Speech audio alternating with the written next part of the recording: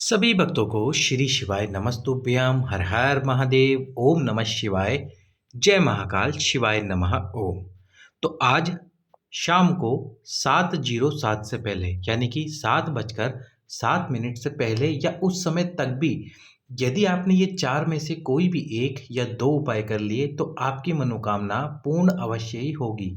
कैसे करने हैं आपको ये उपाय, पूरी जानकारी आपको इस वीडियो में मिलेगी। वीडियो पूरा देखना और आपको सभी उपाय में से कोई चार सभी उपाय में से कोई दो उपाय करने हैं या आप चाहते हैं चारों उपाय करना तो चारों उपाय भी कर सकते हैं। आज जो सूर्यास्त है वो होने वाला है 7:07 पर। यदि मान लो कि आप इस समय तक फ्री ना हो पाओ तो इसके बाद भी आपके पास में 45 मिनट है जो प्रदोष काल होता है, उस समय तक आप ये उपाय कर सकते हो। तो 7:07 में यदि हम 45 जोड़ेंगे तो 7 और 5 12 की 2 हासिल का 1, 4 और 1 5, तो 7:52 वो अंतिम समय है जब आप शिव मंदिर में जाकर या फिर जो मैं उपाय आपको बताने वाला हूँ वो आप कर सकते हैं।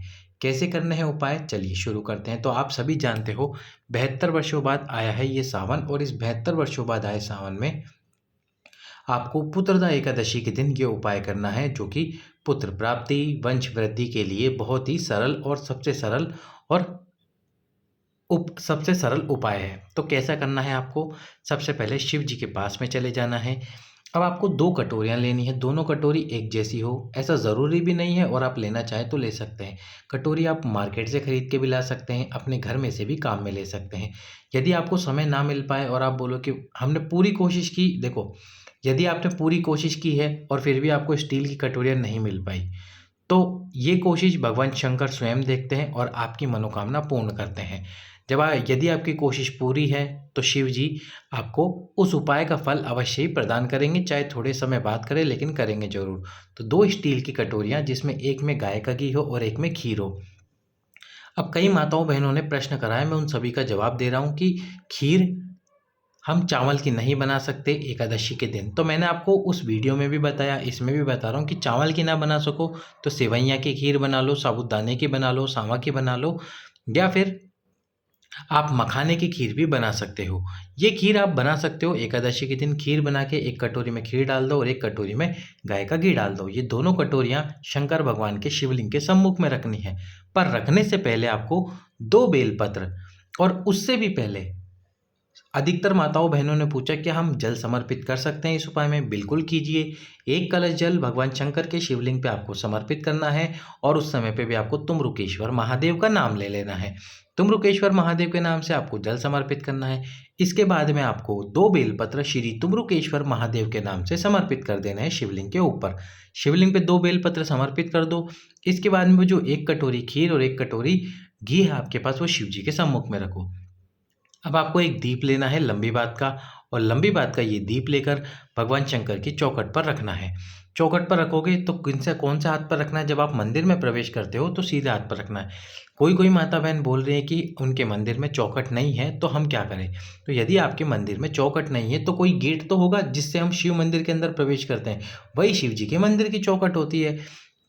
मैं जिस मंदिर में जाता हूँ उसमें दो द्वार है, एक मेन द्वार है और एक उसके बाद में शिव जी के मंदिर का द्वार है, जो कि उस मंदिर की चौखट कहलाती है। यदि एक ही द्वार है तो आप उसी मंदिर की द्वार पर ये उपाय कर सकते हो।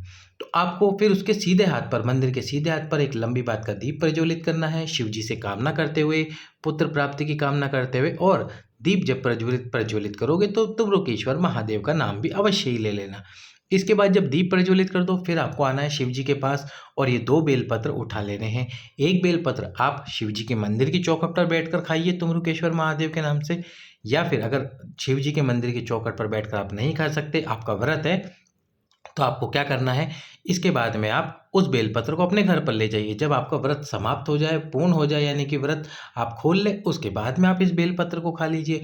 आपके पति यदि घर पर नहीं है, किसी कारणवश वो 1 महीने बाद आएंगे, तो उस बेलपत्र को संभाल के रखें अपने पास में, और जब भी वो घर आए तो उनको उस बेलपत्र को अवश्य ही दे दें। और यदि पति आपके बेलपत्र ना ही खाए, बहुत ही आपको बोले कि मैं नहीं खा सकता, तो फिर आपको क्या करना है, उस बेलपत्र को स्वयं खाना है और बोल देना है शिव जी से कि बोले ये बेलपत्र मैं खा रही हूँ, तो इसका प्रभाव भगवान शंकर मेरे पति पर भी अवश्य ही कर देना। तो बस इतना सा कार्य करना, आप ये उपाय करके आओ। आज 7:07 तो मैंने आपको समय बता दिया है, जो कि ये सूर्यास्त का समय है, पर यदि इसके बाद भी आप ये उपाय करना चाहते हो तो अंतिम समय है 7:52 का, शाम के समय पे प्रदोष काल में। दूसरा उपाय जो इसी वीडियो में हम आपको बताने वाले हैं, एक दीपक आज आपको भगवान विष्णु का स्मरण करते हुए और हरि हर महादेव का नाम लेते हुए। आप जानते हो आज एकादशी है और पुत्रदा एकादशी है, जो पुत्र प्रदान करती है। यदि आपकी कामना पुत्र की है, मनोकामना पूर्ण कराना चाहते हो आपकी कोई, तो उसके लिए आपको क्या करना है, वट वृक्ष के नीचे जाना है और आपको 3 नामों का स्मरण करना है। एक भगवान विष्णु, दूसरे नंबर पर है हरिहर महादेव, जो भगवान विष्णु और स्वयं शिव जी के दोनों नामों को जोड़कर बनता है, और तीसरा नाम है बटकेश्वर महादेव। कौन से महादेव? बटकेश्वर महादेव के नाम से आपको वो दीप लंबी बाती और गाय के घी का प्रज्वलित करना है वट वृक्ष के नीचे।